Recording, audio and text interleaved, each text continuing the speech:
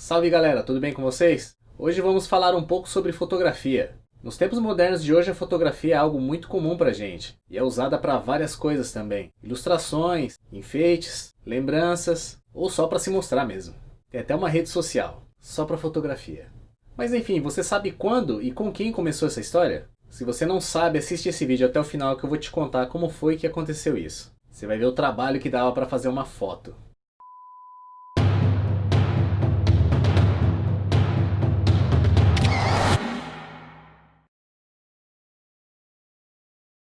Então vamos à história, galera. Tudo começou com um francês que nasceu na França no século XVIII. O seu nome era Joseph Nicéphore Niepce. Será que eu falei certo? Bom, não sei se eu falei certo o nome. Joseph nasceu em 1765. Ele nasceu em uma família rica. Seu pai era conselheiro do rei e a sua mãe era filha de um advogado muito conhecido na época. Desde pequeno, Joseph demonstrou muito interesse por invenções, mas ele estava se preparando para a carreira eclesiástica. Mas quando foi em 1792, ele decidiu abandonar a carreira eclesiástica para a qual ele estava se preparando para entrar para o exército francês. Em 1793, quando ele já estava no exército francês, ele começou a colocar em prática o seu projeto, que era obter imagem através de um processo químico usando uma câmera escura. Mas o que é uma câmera escura? Câmera escura basicamente é uma caixa de madeira com um furo na frente e um compartimento atrás para colocar uma placa com um produto químico. Nas suas primeiras tentativas nessa época, ele conseguiu obter algumas imagens, porém essas imagens desapareciam muito rapidamente. Era tipo uma foto provisória. Mas ele não desistiu, continuou fazendo várias experiências através dos anos. E quando foi por volta mais ou menos de 1805, Joseph decidiu sair do exército francês para poder se dedicar mais aos seus inventos técnicos. Já que ele vinha de uma família muito rica, então ele ia ter muito tempo para mexer com isso. Em 1824, ainda fazendo as suas experiências, ele conseguiu com que as imagens durassem um pouco mais de tempo, mas ainda assim elas estavam se apagando. Mas mais uma vez ele não desistiu.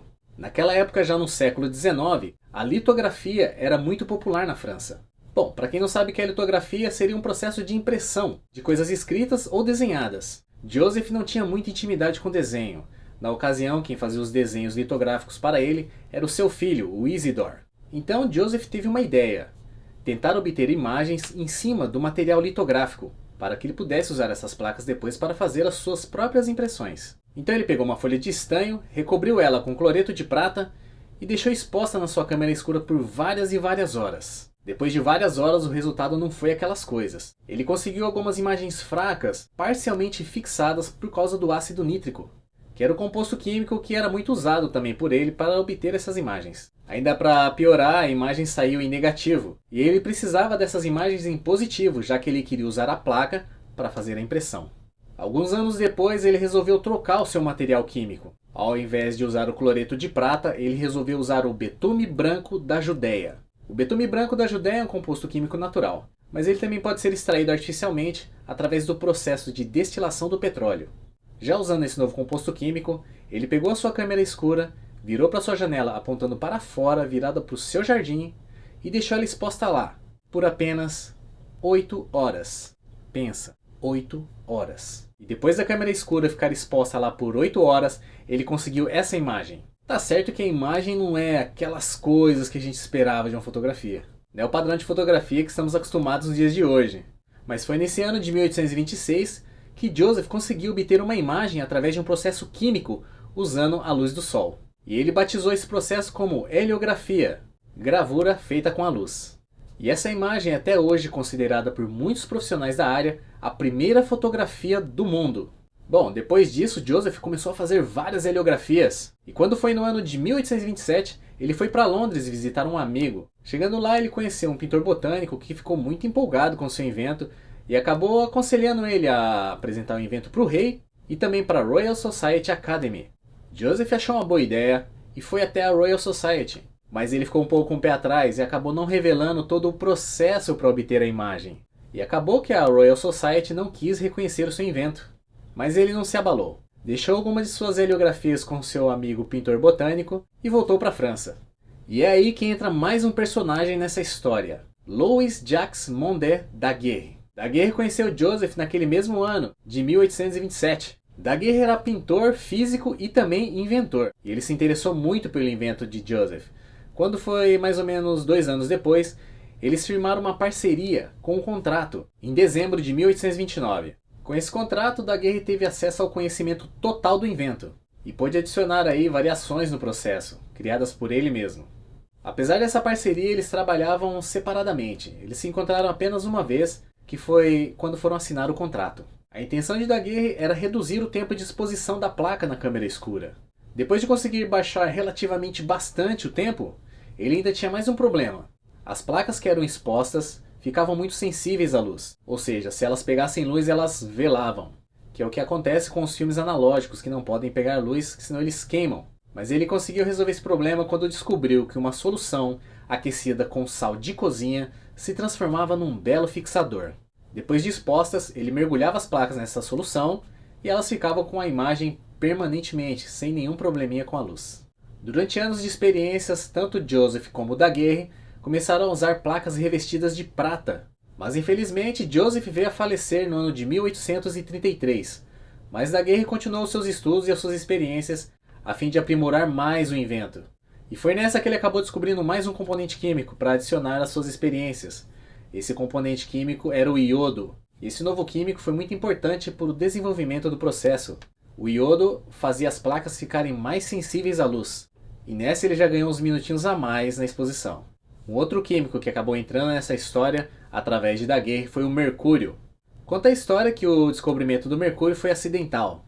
Ele guardou algumas placas subexpostas em um armário, e nesse armário tinha um termômetro. O termômetro se quebrou e o mercúrio acabou escorrendo por cima das placas. E nas partes que bateram luz e onde tinha mercúrio, ficaram umas imagens fixadas.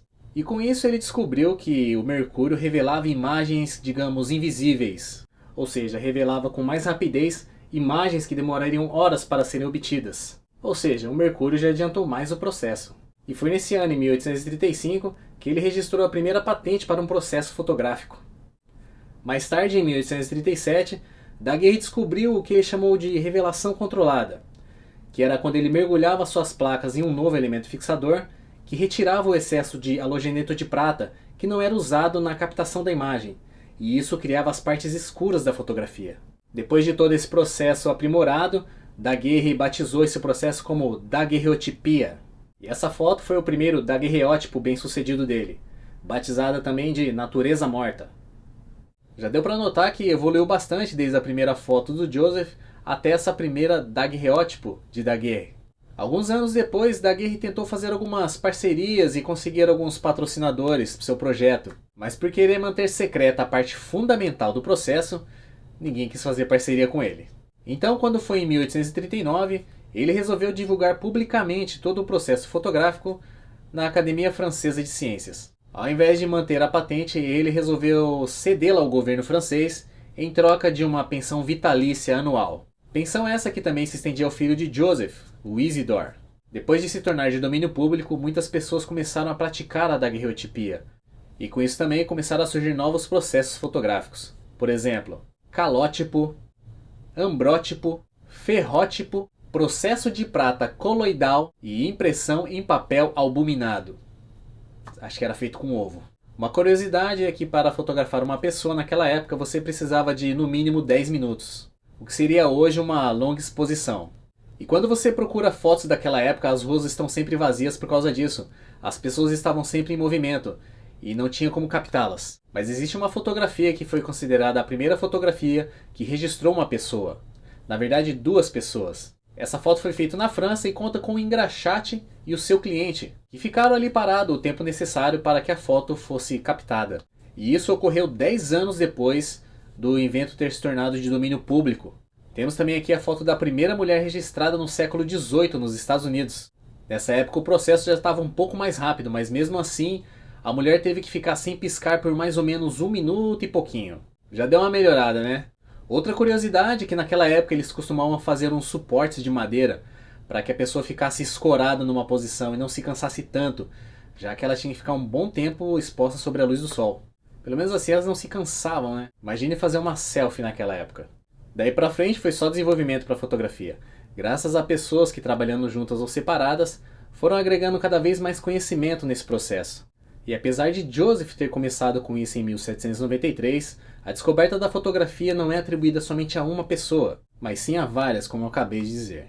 E graças a todo esse processo aliado com a tecnologia que temos hoje, que temos chance aí de fazer ótimas fotografias. Temos a foto na palma da mão, com celulares, tablets, uma câmera compacta, câmeras fotográficas profissionais ou para você usar no dia a dia. E eu acredito que isso ainda vai evoluir bastante. Enfim, a fotografia não para de evoluir, assim como também quem tira a fotografia não para de evoluir.